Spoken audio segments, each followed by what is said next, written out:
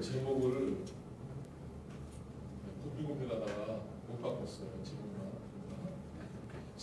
오늘 제목이 역전하는 기도입니다. 그래서 정말 우리가 하나님 앞에 이제 이번 주간 우리 주님이 기도하셨던 걸 한번 생각해 보는 시간 됐으면 좋겠습니다. 역전하는 기도라는 제목으로 이번 주간 우리가 말씀을 나눌 때에 우리가 묵상하는 말씀이 좀 본문이 복음서를 중심으로 해서 좀 이리저리 마태복음도 있고 마가복음도 있고 요한복음도 있고 그렇습니다.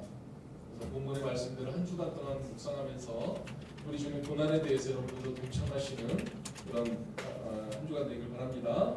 근데 이제 오늘 마태복음 26장의 말씀을 좀 우리가 나누기를 원합니다. 마태복음 26장에는 예수님께서 잡히시기 전에 마지막 행적에 대해서 나오고 있거든요. 그래서 1절부터 5절까지는 대제사장과 서기관들이 예수님을 죽이려고 논의하던 그런 내용들이 나오고, 그 뒤에 이제 그 베다니에 가셔서 거기에 그 문둥이 시몬의 집에 있으면서 어떤 여자가 가서 옥합을 깨뜨리고 그 자기 머리털로 예수의 발을 씻어주죠. 예수의 장례에 대해서 이제 상징적으로 이렇게 하는 내용들이 나오고, 17절부터 29절까지는 성찬에 대해서 그러면서 이제 그 뒤에 나오는 말씀이 바로 오늘 말씀 겟세마네 기도라는 것입니다. 겟세마네 동산에서 우리 주님께서 기도하시던 그곳, 그 이야기를 오늘 같이 나누면서 우리 삶을 다시 한번 돌아봤으면 좋겠습니다. 자, 겟세마네 동산은 어디냐? 우리가 생각할 때 겟세마네 동산이라고도 하고 또 감람산이라고도 하고 그렇습니다. 그런데 영어명으로는 감람이라는 것이 그 올리브입니다. 그래서 올리브산이라고 하는데, 예루살렘 성 건너편에 보면은 이렇게 예루살렘 성과 거의 비슷한 산이 하나 있습니다. 그 산이 감람산, 올리브산, 그리고 그 올리브산 중턱에 보면 겟세마네라는 곳이 있습니다. 겟세마네라는 뜻은 뭐냐면 기름 짜는 곳이라는 곳이거든요. 그래서 겟세마네는 감람나무, 올리브나무가 많이 있었어요. 그런데 그 올리브나무에서 열매가 맺히면 그 열매를 따다가 열매를 즙을 짜죠. 즙을 짜는 게 어떤 건지 아시죠? 여러분, 방앗간에 가면은 참깨를 갖다 주는데 참깨를 가지고 들깨를 가지고 기름을 짜내죠. 저는 신기해요. 깨를 아무리 이렇게 들어도 여기서 뭐가 아무리 쥐어도 제 손으로 힘이 있는데, 이거를 막 쥐어도 기름 한 방울 안 나오는데 어떻게 여기서 기름이 나올까? 신기하지 않아요? 볶아가지고 또 그것도 기름을 짜잖아요. 그렇죠? 근데 올리브에서는 그 올리브 열매를 가지고 1차로 기름을 짜면 이것이 가장 좋은 기름이에요. 올리브 열매로 나오는 거로. 그래서 이 기름으로 뭘 하냐? 먹기도 하고, 그렇죠? 올리브 기름이 정말 좋은 기름이라죠. 그래서 첫 번째 나오는 기름들은 먹는 거예요. 그리고 그것으로 얼굴에 바르기도 하고 피부에 바르기도 하고, 그다음에 그것으로 불을 밝히기도 하죠. 불을 밝히는 그런 기름을 씁니다. 자, 그 올리브나무는요, 이파리도 하다가 그 자른 틀에 겟세마네에서 어떻게 하냐면요, 큰 돌이 있습니다. 이 돌을 갖다가 막 굴려요. 굴리면서 방아 치듯이 막 돌릴 때 거기다 이파리를 넣든지 열매를 넣든지 막 놓으면 으깨지겠죠. 으깨져. 그럼 그걸 다 긁어다가 여기 큰 돌이 있는데 그 돌 위에다 놓고 그 위에 또 큰 돌을 올려놓습니다. 그럼 이 돌이 누르기 때문에 기름이 조금씩 해서 흘러나와요. 그래가지고 그 타작마당 가운데는 파인 데가 있는데 거기로 기름들이 스며들어서 모이는 겁니다. 자, 이게 바로 타작마당 겟세마네 기름 짜는 곳인데, 거기에 가서 주님께서 기도하시는 내용이 바로 오늘 성경의 내용이다, 이것입니다. 자, 예수님께서 원래 예루살렘 성에 계셨어요. 아시죠? 오늘 종려주일이기 때문에 예루살렘 성에 나귀를 타고 입성을 하셨단 말이에요. 근데 그 나귀를 타고 입성하신 그 예루살렘 성에서 계시다가 여러 가지 일들 가운데 이제 마지막으로 금요일 날 잡히시는 그날이죠. 그날 제자들과 같이 어디를 가시냐면, 오늘 말씀 36절 보여주세요. 예수님께서 겟세마네로 올라가십니다. 자, 그 골짜기를 한번 내려가가지고 그래서 걸어서 끝까지 올라가고 있는 거예요. 천천히 올라가시는 것이죠. 자, 왜 올라가셨을까 보니까 내가 저기 가서 기도할 동안에 라는 것은 뭐냐면 기도하러 거기에 올라가셨다라고 보면 되는 것입니다. 예루살렘 성에서 기도할 수도 있었을 것 같아요. 예루살렘 성에는 성전도 있었기 때문에 기도하기도 좋았을 것 같아요. 그런데 왜 예수님께서는 예루살렘 성에 있는 성전에 가서 기도 안 하시고 건너편 감람산까지 올리브산까지 올라가서 거기에 겟세마네라는 곳까지 가서 기도하셨을까? 한번 여러분들이 생각을 해보면 좋겠습니다. 여러분, 기도는요 형식적으로 되는 게 아닙니다. 어떤 면에서 보면은요 우리의 기도가 예배 시간을 참석하면 기도가 깊어지고 잘 될 것 같지만 사실은 그렇지 않은 때가 많아요. 기도는 참 개인적인 시간입니다. 그래서 내 마음을 다 내려놓고 깊은 자리로 내려가서 할 때 깊은 기도가 나오게 되고 주님 앞에 나아가서 기도하는 것입니다. 어떤 사람은 기도 시간에 와서 기도하는 거 보면 내 말만 하는 거예요.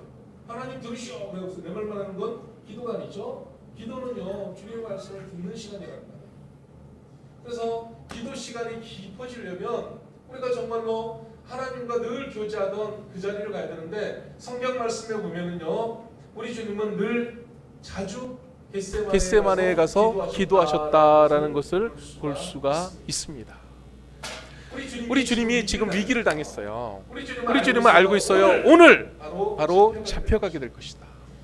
여러분들도 위기를 만날 때가 있죠. 어려움을 만날 때가 있죠. 그러면 우리는 교회를 다니기 때문에 힘들 때, 어려울 때, 위기가 닥쳐올 때 기도해야 된다라는 것쯤은 알고 있는데 평상시에 한 번도 기도를 안 하던 사람들은요 기도가 안 돼요.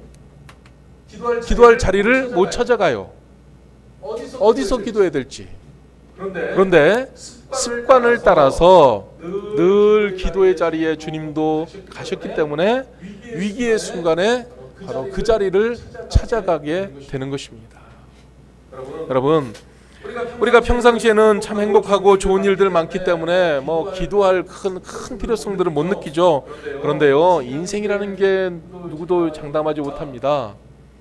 그래서 절박한 순간을 맞이하게 되고 정말 내 의지로는 결단이 안 되고 내 의지로는 판단이 안 되고 내 힘으로는 이것을 이룰 수가 없는 그 순간이 찾아오게 되는데 그럴 때에 기도하러 가게 되는 것입니다. 근데 막상 기도하러 가서 정말 열심히 주님 앞에 이 모든 마음을 털어놓고 기도했으면 좋겠다 하고 갔는데 한마디도 기도하지 못하고 오는 경우가 허다합니다. 경험해 보신 분들은 알 거예요. 그래서 기도의 자리에 늘 오고 그 자리에 늘 함께했던 사람들은요 기도할 수 있어요. 우리 예수님은 평안할 때 자주자주 그곳에 오셔서 기도했던 것을 볼 수가 있습니다. 여러분, 위기를 만날 때, 어려움을 만날 때 서슴지 않고 그 자리에 올 수 있는 그런 겟세마네 같은 기도의 자리를 여러분들도 만드시기 바랍니다. 예, 누구나 나름대로의 겟세마네가 있어야 됩니다. 제가 보았던 영화 중에 워룸이라는 영화가 있어요. 전쟁의 방, 워룸. 그래서 이게 막 싸우는 건가 보다 하고 이제 영화를 봤죠. 그런데 그게 아니고 어떤 여자분이 정말 일생을 돈을 많이 벌려고 많이 애를 썼는데 가정이 순적한 줄 알고 평안한 줄 알고 막 살았는데 그게 아닌 거예요. 알고 보니까. 그래서 위기를 만나서 이제 자기가 주도적으로 자기 힘을 내서 살아봐야 되겠다 하고 부동산업을 하고 열심히 하는데 근데 일이 잘 안 돼요. 힘들어요. 근데 어떤 할머니를 만납니다. 이 할머니가 이제 뭐를 가르쳐 주는 거예요. 너 힘들지. 너 정말 어렵지. 아무리 해도 안 되지. 네 마음을 털어놓을 수 있는 사람이 아무도 없지. 그런데 그럴 땐 이렇게 해야 돼 하면서 그 할머니가 하는 방법을 알려주는 거예요.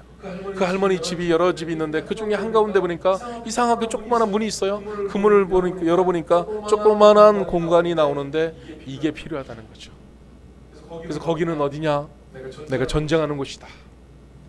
내 마음이 남편 때문에 힘들고 내가 자녀 때문에 힘들고 내가 누구 때문에 속상하고 내 자신 때문에 실망하고 할 때마다 나는 그 자리에 가서 하나님 앞에 전쟁을 한다. 그래서 거기가 전쟁하는 방인데 기도의 방이라는 뜻입니다. 이 여자가 처음에는 안 되지만 한 번 가서 거기서 기도를 합니다. 두 번 가서 기도를 합니다. 그렇게 기도하면서 인생의 많은 문제들이 하나씩 해결되어 가는 것을 경험하는. 그래서 다음번에 집을 파는데 그 집을 소개해 주는데 그 워룸을 만들어서 그 워룸을 가르쳐 주는, 또 그것을 사람들에게 소개하는 그런 영화가 있었습니다. 여러분, 우리 성도들도 기도의 방을 하나씩 만들었으면 참 좋겠습니다. 예? 정말 여러분들이 힘들었을 때 가서 할 수 있는 기도의 방. 아침 고요 수목원이라는 저 수목원에 가니까 언덕 위에 자그마한 예배당을 만들어 놨더라고요. 제 생각으로 한 7명쯤 들어갈 수 있었던 것 같아요. 쓸데없이 왜 이렇게 예배당을 조그맣게 만들었을까 제가 생각했는데 나름대로 의미가 있는 것 같아요. 태계동에 가도 조그마한, 그게 어떤 거예요? 교회예요? 예배당이에요? 집사님 집 밑으로 내려오다 보면은, 예? 교회예요 그게? 지하에 또 있어요? 아, 지하로 들어가는 통로예요? 예. 자, 평창 이번 동계올림픽을 할 때도 우리 기독교에서 조그마한 예배초소를 만들어 놨어요. 그래가지고 그 전 세계에서 온 선수들이 기도하고 싶을 때 거기에 와서 기도하게끔 만들어 놓았었습니다. 여러분, 그 어떤 회사를, 아니 이제 이번 그 여행을 이제 저기 이스라엘 쪽으로 가다 보니까 제게 들어왔던 두 가지 특징이 있어요. 이제 제 눈에 들어왔던 일이 있었습니다. 공항 항구팅에서 모스크바 공항이었는데 한국인 아이들 같았어요. 한국인 청년들이 쭉 가가지고 항구팅에 모여가지고 거기서 기도를 하더라고요. 야, 참 옆에서 볼 때 너무너무 이뻐 보였어요. 너무 예뻐 보였어요.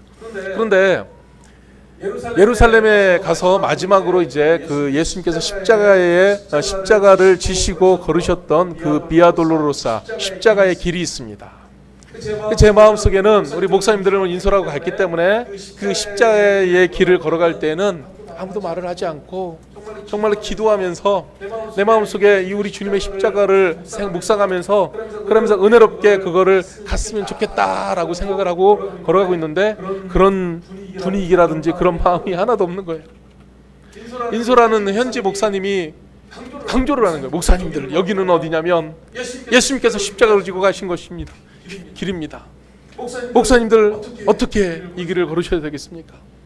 그런데요, 우리가 아무리 그 마음을 정말 다잡고 걸으려고 해도 주변은 장사꾼들이, 그 예수님 십자가 지신 그곳이 장사꾼들에게는 장사를 할 수 있는 좋은 장소가 되기 때문에 막 호객행위를 하고 떠들고 자기 물건 진열하고 조금이라도 자기 것을 내세우려고 하는 그런 장사의 거리가 되어버려 있었습니다. 그런데 그런 중에도 그곳에서 찬양하고 기도하는 그런 일들이 있었습니다. 제가 우리 목사님들, 사모님들을 이렇게 쭉 보니까 사람들이 통행을 하니까 우리가 그 자리에서 방해가 될 수 없어서 이제 양옆에 탁 붙어가지고 거기서 찬양을 하고 기도를 하는데, 이렇게 쭉 둘러보니까 어떤 목사님은 눈을 감고 기도하면서 찬양하는데 눈물을 흘리는 거예요. 아무리 복잡하고 아무리 번화해도 아무리 방해거리가 있어도 주님의 십자가를 생각하니까 눈물이 나오는 거예요. 자, 여러분, 겟세마네라는 것은 바로 그런 것 같습니다. 우리 주님은 정말 힘든 일을 앞두고 또 그 길이 걸어간다는 것이 인간 예수로서는 정말 어려운 길이었는데 그 길을 걷기 바로 전에 겟세마네, 그곳에 가서 기도하였던 것을 볼 수가 있다는 것입니다. 여러분, 개인적으로, 가정적으로, 사회적으로, 국가적으로 어려움을 당하면 기도해야 되는 것입니다. 저는 우리나라가 정말 기도하는 나라였던 것을 알고 있습니다. 제가 86학번인데요. 86년도에 전방을 갔던 기억이 납니다. 전방 체험하러. 그런데 가면서 산 골짜기를 가는데요. 그 산 골짜기에서 우리 기도하는 기도의 사람들이 주야 하고 외치면서 나라를 위해서 기도하는 소리를 지금도 잊을 수가 없어요. 그때만 해도, 지금부터 30년 전만 해도요, 우리나라는요 산 골짜기마다 기도하는 기도의 용사들이 다 있었습니다. 근데 지금은 그런 나라를 위해서 별로 기도하는 사람들이 없어요. 참 안타까운 거죠. 기도하는 사람들이 나타나야 되는 것입니다.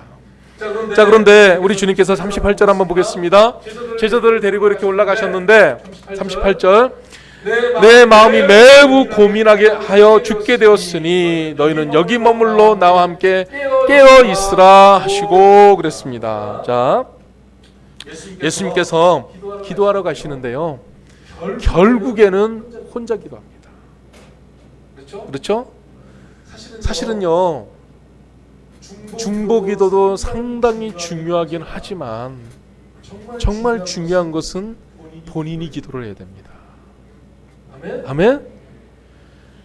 중보기도가 정말 중요한 일이고 그것을 우리가 해야 되는 일이기는 하지만 가장 중요한 것은 당사자 본인이 기도하는 그 순간이 있어야 된다는 거예요. 우리 주님께서도 이거는 우리 주님이 걸으실 십자가의 길이고 또 주님이 담당하실 일이기 때문에 그 누가 대신 기도해 줄 수는 없어요. 그래서 본인이 개인적으로 가서 홀로 겟세마네 동산 그 바위에서 기도할 수밖에 없었지만 또 주변에서 협력해서 같이 기도하는 사람이 있으면 그만큼 힘이 난다는 것입니다. 그래서 제자들에게 그것을 원하셨던 것 같아요. 근데 가만히 보면 그 제자 중에서 제자가 12이 있는데 한 제자는 따라오지 않았고, 누구죠? 가룟 유다는 예수님 팔러 갔으니까 안 따라왔고 11명이었는데, 그런데 이제 8명의 제자는 더 멀리에서 그냥 있었고, 또 주님이 가시는데 가까이 와서 3명의 제자가 있었고, 주님은 더 나아가서 홀로 기도하시는 이 모양을 우리가 볼 수가 있습니다. 자, 가까이 있는 이 세 제자는 주님께서 마음을 그래도 쏟아놓을 수 있는 그런 제자들이었습니다. 이걸 뭐라고 하냐면 이너서클이라고 해요. 마음을 내어놓을 수 있는 사람. 그래서 그 마음을 다 그대로 받아가지고 정말 그 심정 그대로 함께 갈 수 있는 사람. 그런데 그런 말을 내어 쏟아도 도대체 무슨 말 하는 거야? 왜 저래? 이렇게 할 수 있는 사람들이 있어요. 그런 사람들은 8명 제자들 조금 떨어져 있죠. 자, 여기에 예수님께서 비통에 빠져 있어서 정말 힘든 것을 아는데 8명의 제자들은 도대체 예수님 뭐하러 여기까지 왔어? 아이 진짜 예수님은 지금 때가 어느 때인데, 아마 이런 생각하고 있었을지도 모릅니다. 그런데 그 가까이 있는 3명의 제자도 우리 주님께서 기도하시다가 한참 기도하시다가 와가지고 봤을 때 그들이 깨어 있었으면 좋겠다라고 말해줬는데 깨어 있지도 못하고 졸고 있었다는 거예요. 너희가 한시도 깨어 있을 수 없더냐. 자, 여러분, 우리가 이 본문의 말씀들은 너무나 잘 알고 있기 때문에 이 말씀을 우리가 보면서요, 여러분 정말 내 마음을 그대로 토로하고 내 마음을 그대로 말할 수 있는 그런 이너서클의 세 사람, 기도하는 사람들이 여러분들에게는 있느냐는 거예요. 우리 모두는요, 기도의 동지들이 있어야 됩니다. 기도에 힘써주는 사람들이 있어야 된다는 거예요. 저는 제가 목사로서 목회 일을 할 때에 그 무엇보다도 기도의 동역자가 정말 필요하다는 것을 절실하게, 절박하게 느끼고 있습니다. 와서 조언해주는 사람 말고, 이런저런 사람 이야기를 해주는 사람 말고, 이래야 됩니다, 저래야 됩니다, 나아갈 길을 가르쳐주는 사람 말고, 저를 위해서 제 심정을 알고 제 마음을 알고 기도해 줄 수 있는 그 사람이 저에게는 필요한 것을 알고 있습니다. 여러분 개인에게도 그런 사람들이 필요하다는 거예요. 그런 사람들, 정말 여러분 내면에 있는 깊은 것을 알면서 그것을 같은 마음으로 품고 기도해 줄 수 있는 그런 깊은 기도의 동지들이 여러분에게 있는가라는 것을 한번 생각해 보면 좋겠습니다. 예. 그래서 정말 이 관계성을 우리는 다시 한번 오늘 본문 말씀 속에서 기도하는 것 속에서 생각을 해봐야 된다는 것입니다. 우리 예수님은요, 하나님 앞에 나아가서 기도하시는데 오늘 여기 보니까 내 마음이 매우 고민하여 죽게 되었으니 그랬습니다. 주님이 얼마나 힘들었는지 마음이 고민이 되어서 죽을 것 같다라는 것입니다. 여러분 고민되면은 몸에 병이 오죠? 중국에 그런 이야기가 있습니다. 어떤 병사가 원숭이 새끼가 지나가는데 너무 이뻐갖고 원숭이 새끼를 확 잡았어요. 그래갖고 이거 자기가 애완동물로 키우려고 데리고 가는데 그 어미 원숭이가 옆에서 그걸 봤는데 따라오는 거예요. 그래서 에이구 어디까지 따라오나 보자 그러면서 이 병사가 배를 타고 원숭이 새끼를 데리고 가버렸어요. 근데 이 어미 원숭이가요 끝까지 그것을 그 새끼를 데리고 옵니다. 아주 멀리 장찌강을 따라서 이렇게 갔는데 얼마나 멀리 갔는지. 근데 결국 이 배가 육지 가까이 왔을 때 원숭이 어미가 확 뛰어가지고 배에 뛰어들었습니다. 근데 너무 지쳐가지고 배에 뛰어들자마자 그냥 죽어버렸어요. 그래서 거기 있는 사람들이 그 원숭이 어미 원숭이를 해체를 해봤다는 거예요. 해부를 해봤더니 창자가 다 끊어졌다는 거예요. 그게 새끼를 잃은 어미의 심정이라는 거죠. 그래서 그 병사는 태장을 맞고 쫓겨났다라는 이야기가 중국의 역사 속에 나옵니다. 그것처럼 우리 인생을 살다 보면요 매우 고민하여서 죽게 될 정도로 힘들 때가 있다는 것입니다. 그럴 때는 기도하러 가야 되는데 그럴 때에 같이 기도해 줄 수 있는 기도의 용사를 여러분들은 만들어 놓으시길 바랍니다. 그러기 위해서는 여러분들이 기도해 줘야 되는 거예요. 여러분들이 먼저 기도할 수 있는 그런 사람들이 되어야 한다는 것입니다. 여러분 우리 주님이 십자가에 달려 죽게 되어서 이렇게 하는데 우리는 흔히 말하기를 예수님은 하나님이시니까 고통도 없고 힘든 것도 없이 그냥 십자가 지시면 되는 거지 뭘 그렇게 힘들게 생각하시나 이렇게 생각을 할 텐데 그렇지 않습니다. 주님이 겪으시는 이 고통 그리고 홀로 십자가를 지셔야 되는 이것은 너무나 힘든 것이었습니다. 그래서 우리 주님도 그것을 몇 번 기도했냐면 3번 기도했다 그렇게 말하고 있습니다. 여러분 기도는요 한 번 기도해서 되는 게 아닙니다. 그때 여러분들이 위기를 만나고 힘든 것을 당하게 되면 그때 와서 반짝하면서 하나님 저 이거 너무 힘들어 이거 응답해 주세요 이렇게 기도하면 주님이 바로 응답 주시는 그런 것입니까? 아니라는 것이죠. 주님 그렇게 응답하시지 않습니다.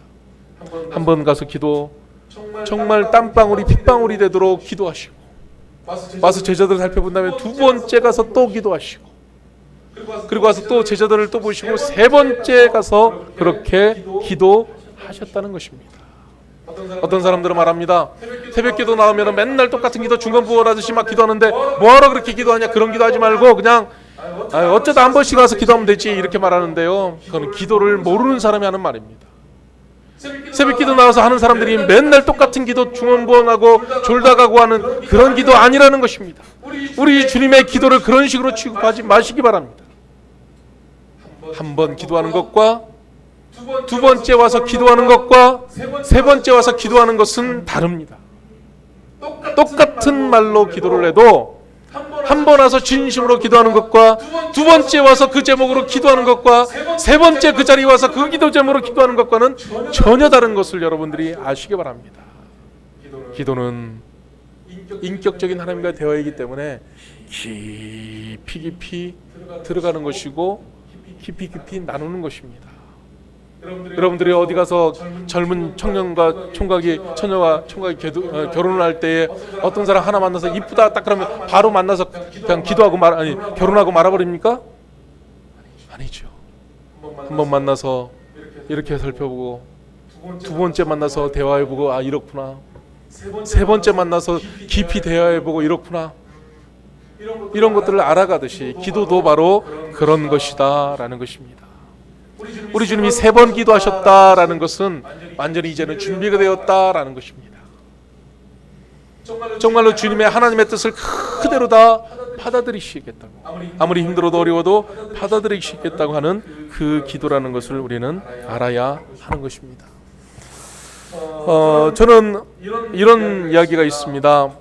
하나님께서 아들을 예수님을 십자가에 달리게 하셨을 때에 그 모든 이제 상황들 그 전개되는 모든 것들이 하나님이시니까 계획하셨으니까 그냥 이루셨겠지 라고 말들을 하는데 사실은요 그렇지 않습니다.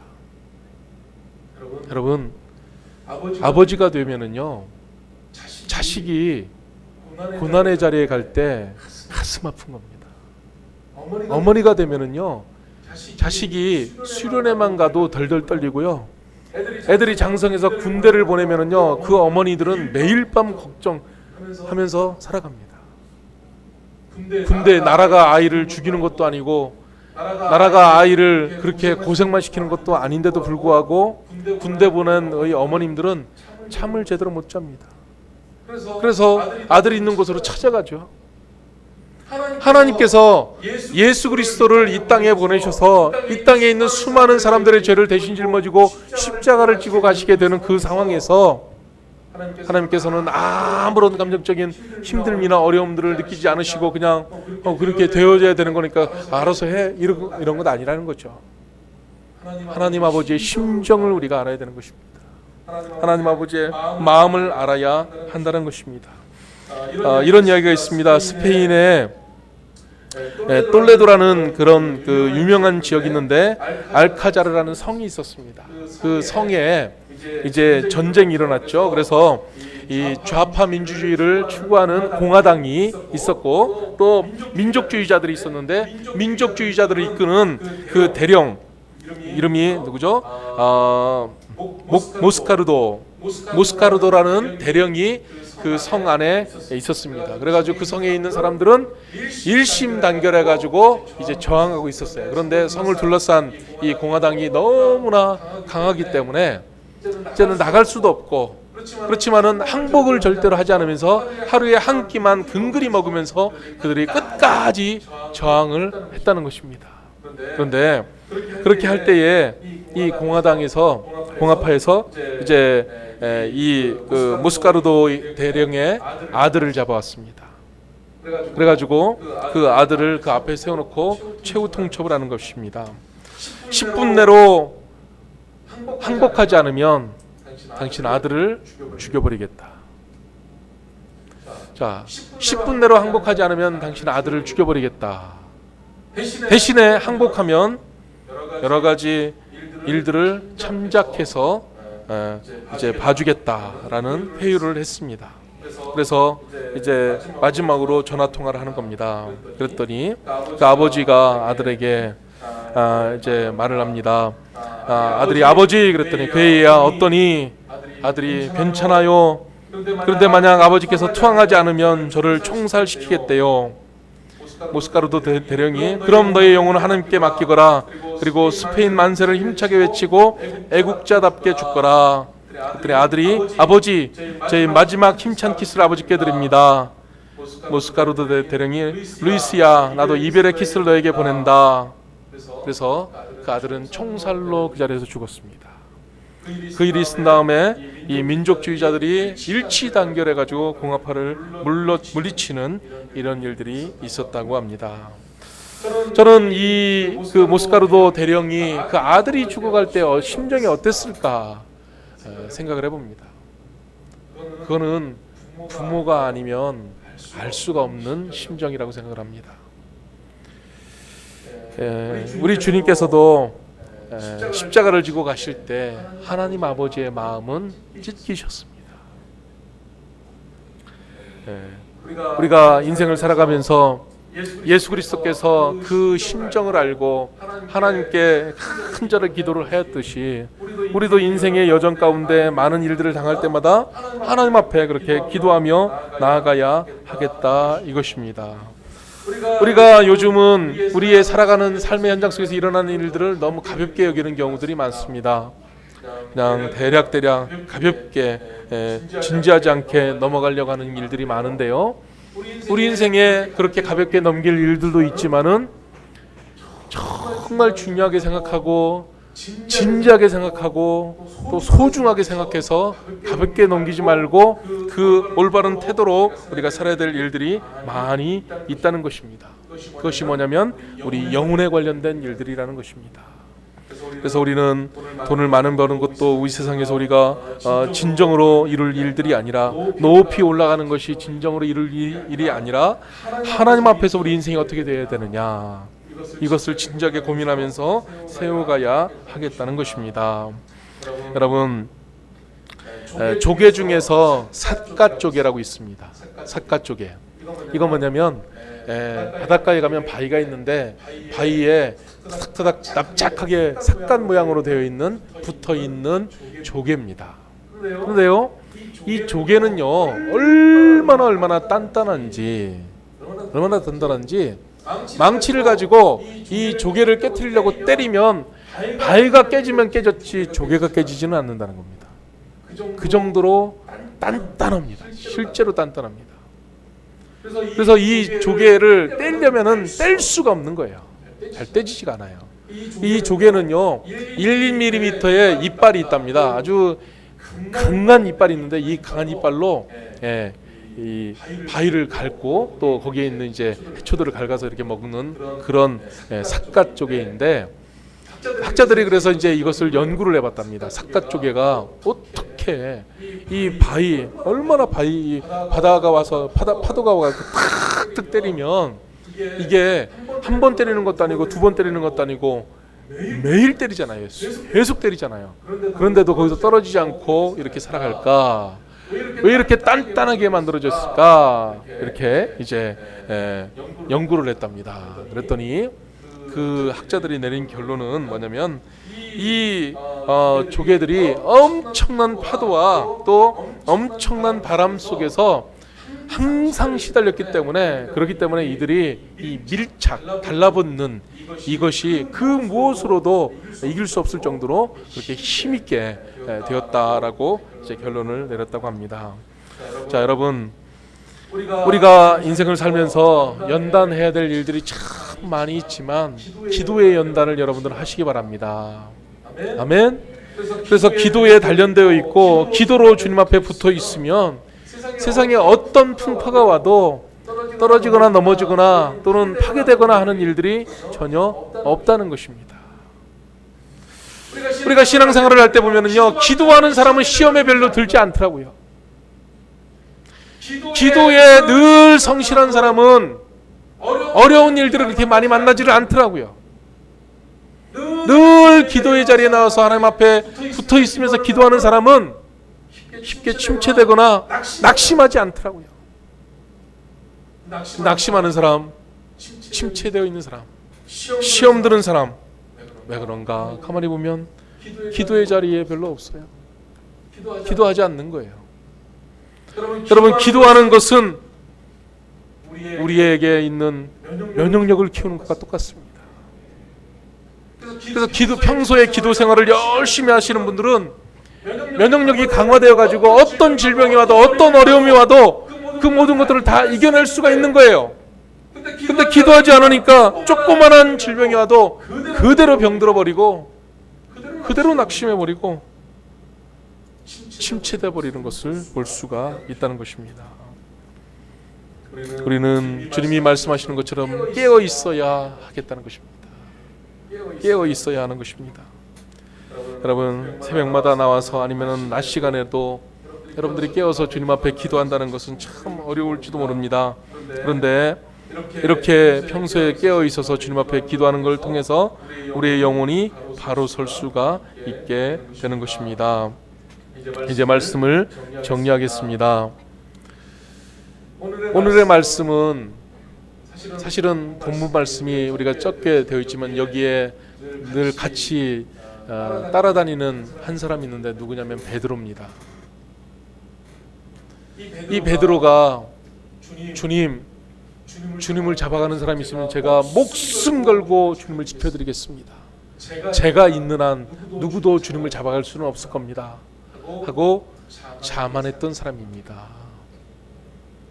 그런데 그 사람이 주님을 따라왔지만 기도하는 시간에 기도의 자리에서 졸고 있었습니다. 인간적인 확신은 있었죠. 인간적인 자랑은 있었을지 모릅니다. 평소에 사람들에게 그렇게 보였으니까 수제자가 되었겠죠. 근데 기도하지는 않았습니다. 그랬더니 결정적인 순간에 예수님을 부인하는, 예수님을 모른다고 하는 그런 사람이 되었습니다. 그래서 아주 초라하게 자기 스스로 그 자리에 있을 수가 없어서 쫓겨나가지고 먼 곳에 있다가 자기 스스로 허망하게 다른 주님을 따라다니면서 배웠던 모든 말씀과 주님을 따라다니면서 깨달았던 모든 것들, 바라보았던 모든 것들이 다 허물어져 버렸습니다. 만약에 그것이 허물어지지 않았으면 주님 말씀 것을 기억하고 있었다면 그 자리에 있어야 되겠죠. 주님이 말씀하신 부활의 날을 기다리고 있어야 되겠죠. 그리고 그곳에서 하나님의 역사를 이루어갈 텐데 그게 아니라 이제 그는 낙심하여서 나는 가겠다. 내 고향으로 가겠다. 그래서 자기 고향 땅, 자기 집으로 가서 쭉 쳐져가지고 고기잡이를 나서는 베드로의 모습을 볼 수가 있습니다. 여러분, 주님이 명령하신 것, 주님이 말씀하신 모든 것들은 진지하고 우리 인생에 너무나 중요한 일들이 되는데 기도하지 않으면 그것들이 하나도 가치가 없어지게 되는 겁니다. 교회는 다녀서 뭐하나? 주님 앞에 받은 사명은 뭐하나? 나만 잘 살면 되는 거지. 주님과 관련되지 않는, 기도하지 않으니까 주님으로부터 멀어져서 나만 위하게 되는 그런 삶으로 변화되어서 베드로처럼 자기 인생을 향해서 고기잡이하러 가는 그런 사람으로 될 수밖에 없다는 것입니다. 여러분, 기도하는 사람을 통해서 주님은 역사를 일으키십니다. 기도하는 사람을 통해서 하나님은 이 시대를 변화시킵니다. 그렇기 때문에 우리는 기도하는 자리에 나아가야 되는 것입니다. 그래서 여러분, 이번 고난주간에 특별 새벽 기도를 할 것입니다. 그 특별 새벽 기도 시간에 여러분들이 꼭 나오셔서 기도하는 여러분 되시길 바랍니다. 그저 습관적으로 나오는 것이 아니라 정말 마음을 다해서 하나님 앞에 기도하겠다, 내 심정의 모든 것들을 드러내놓고 기도하겠다 하는 그런 결심으로 한 주간을 보내시길 바랍니다. 기도하겠습니다.